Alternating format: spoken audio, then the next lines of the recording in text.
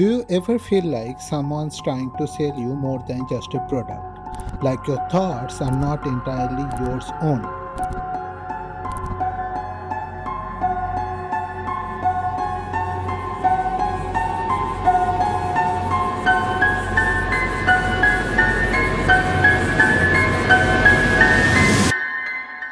Today, we are pulling back the curtain on the art of manipulation.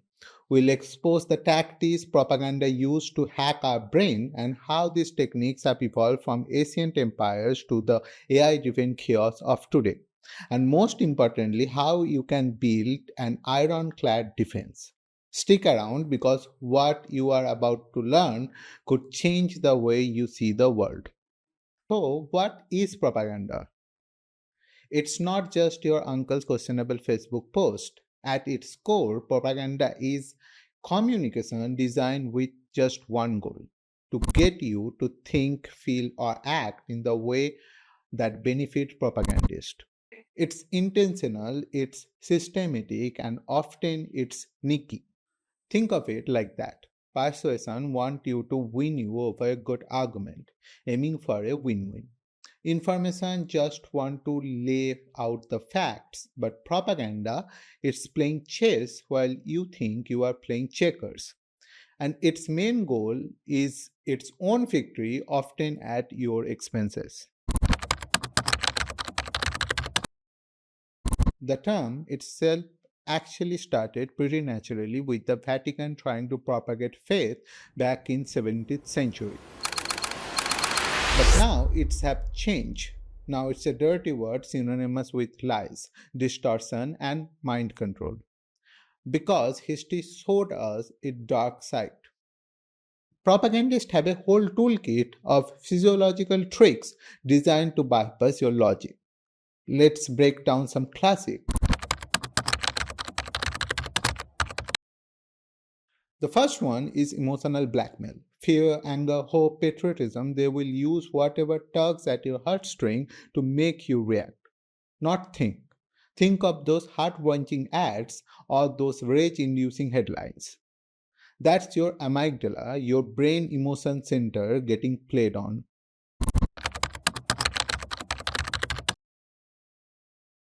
Got an opponent, slap a nasty label on them, like radical extremist theater, it's a shortcut to discredit without any actual evidence.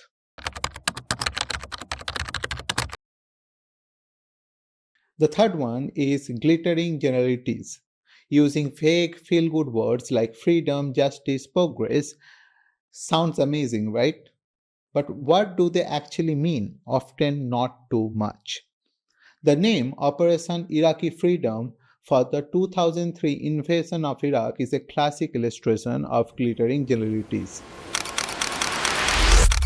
The term prominently features a word freedom, which is a powerful and universally positive concept.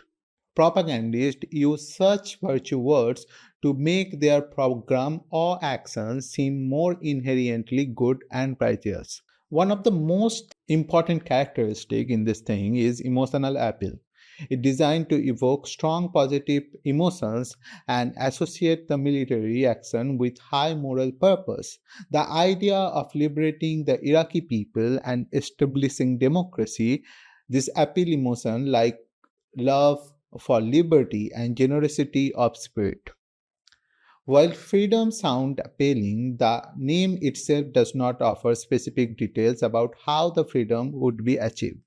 The potential cost or the complexities of the post-invention situation, it's aimed to create a generally positive impression to garner support by stirring positivity, feeling without providing and concrete evidence. By branding the war with such as aspirational term, the goal was to rely support both domestically and internationally by appealing to value of liberty and self-determination without needing to delve or into more controversial aspect or justification for this conflict. These techniques attempt to make people form a judgment based on the positive emotion association rather than a detailed examination of the evidence. The fourth one is bandwagon effect. Everyone doing this. This taps into our deep seated fear of missing out and our desire to belong. If everyone believes it, it must be true, right? The great real world example of the bandwagon effect will be the ALS Ice Bucket Challenge that went viral in the summer of 2014. You might have a question that what was it?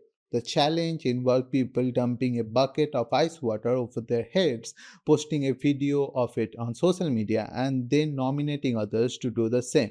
The stated goal was to raise awareness of and funds for amyotrophic lateral sclerosis. The challenge spread incredibly rapidly and primarily because people saw so many other participating friends, family, celebrities, politicians, and athletes. The core mechanism was social nomination. When people was nominated, there was an implied social pressure to participate because everyone else is doing it or because they did not want to be seen as a non-supporting a good cause or being spoilsport. The visibility of countless videos created a strong sense that it was massive. Millions of people around the world participated. Facebook reported in August 2014 that over 17 million videos related to this challenge had been shared on this platform. And these videos were viewed more than 10 billion times by over 440 million people. Celebrity involvement is also a huge part of this bandwagon effect. A huge number of high profile celebrities and public figures took part, further fueling the participation that everyone important was doing it, encouraging more people to join in. The ALS Association in the United States announced that between July 29th and August 29th, 2014, it had received more than $10 million in donation compared to just $2.8 million during the same time period of the previous year. The dramatic increase was a direct result of the widespread participation driven by the bandwagon effect. In simple terms, the Ice Bucket Challenge became a global phenomenon just not because it was a good cause, but because it's an act of seeing so many other participate and nominate each other, create a powerful urges to join the bandwagon effect. The sheer volume of participation and the resulting fundraising success are factual indicators that how potent this effect can be.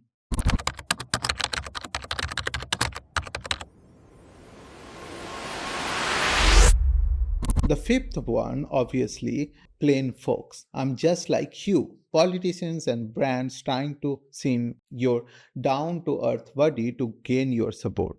The sixth one is the card stacking, showing you all the good stuff about their ideas and conveniently forgetting to maintain any of the bad ideas.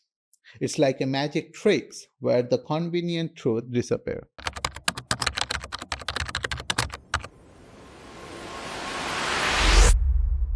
The next one is transfer, linking their message to something you already respect or admire, a national flag, a religious symbol, a beloved celebrity.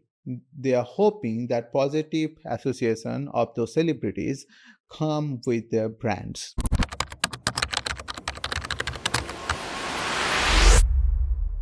This is the last tricks, which is actually the most important one, is create a us versus them. Creating a powerful in-group like us, the good guys, and demonizing an out-group, them, the enemy, it taps into our tribal instinct and can be incredibly divisive. So, how does the stuff actually mess with our heads? Our brains are wired with shortcuts called cognitive biases, and propagandists are expert exploiters.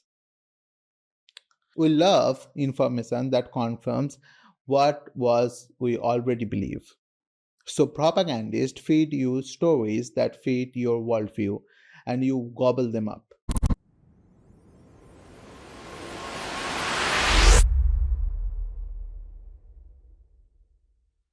This one is wild. The more you hear something, even if it's a blatant lie, the more you likely to believe it is true. Repetition literally reverses belief.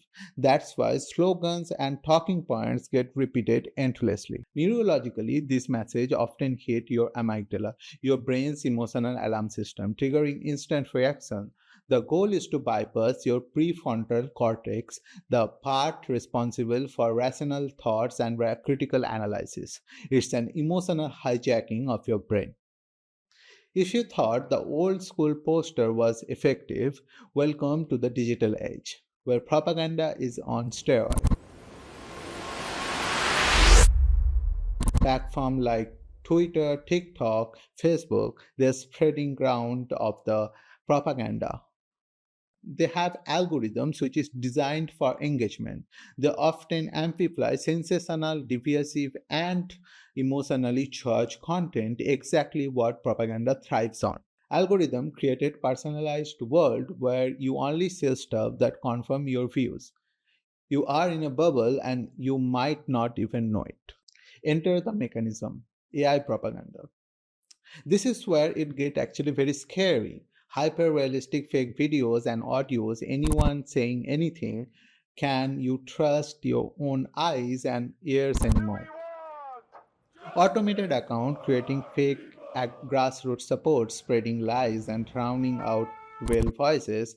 The Oxford Internet Institute called this a computational propaganda, a industrial scale problem.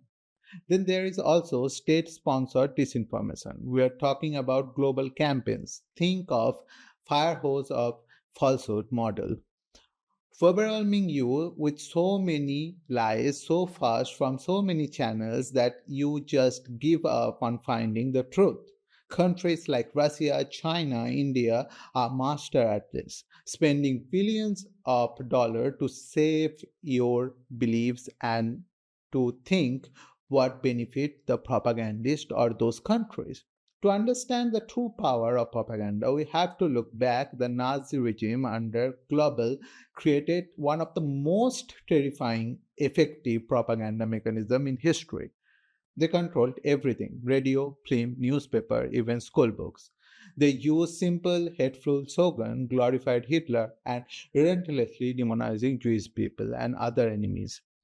This was just not talk. It created psychological environment for unimaginable atrocities. It's dark reminder of where unchecked propaganda can lead. Okay, that was heavy, but here's some good news. You are not powerless. You can build resilience, and here's how. The first thing you can do is to sharpen your critical thinking. Don't just consume, question and ask who made this, why, what's their purpose, and what's it's not telling me. Boost your media digital literacy. Learn how media works, understand algorithm biases and persuasive techniques. The third one is become a fact checking ninja. It is funny, but there are several things you can really do is to check the sources. Is it legit? Do it really backed up the scientific claims? Then read beyond the headline, because clickbait is a very much common consequences in this world. There are also some fact-checking websites you can seek help from. The Snoops, PolitiFact, FactCheck.org are the most famous ones. The last one is the most important one, spotting deepfakes. Look for word glitches, inconsistent lighting, mismatched reaction, odd facial symmetry, jump scare. If it's feel off, it's probably a deepfake. The final thing and the last thing is you have to do is check in yourself. We all have confirmation biases.